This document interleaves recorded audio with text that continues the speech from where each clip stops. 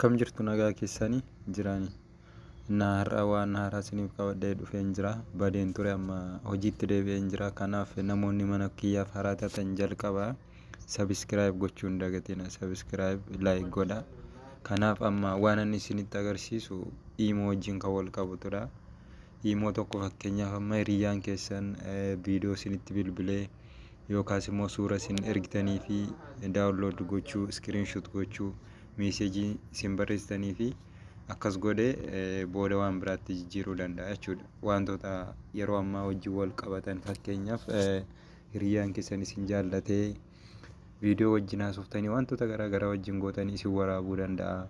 Screenshot isin gochuu danda'a. Booda gaafa wal dhabdan immoo akkuma argaa jirtan sooshaal miidiyaa garaagaraa irratti maxxansuun ni danda'ama jechuudha. Kan akkam goone immoo akkamitti ofirraa biloog gootu jalqaba isinitti agarsiisa.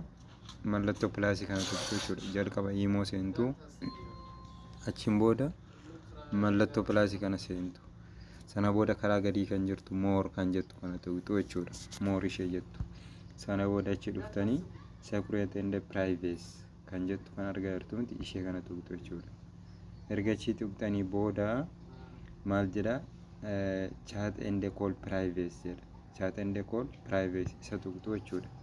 Erga isa tuqxanii privacy chatii jedha. Ittaanee kan jiru block screenshot for calls jedha. Kunoo ishee kana jechuudha. Block screenshot for calls fakkeenyaaf ishee kana yoo akkasitti bantan namni sun maal gochuu danda'a jechuudha. Screenshot gochuu viidiyoo sun waraabuu wanta isin ergitanii forward gochuu danda'a jechuudha.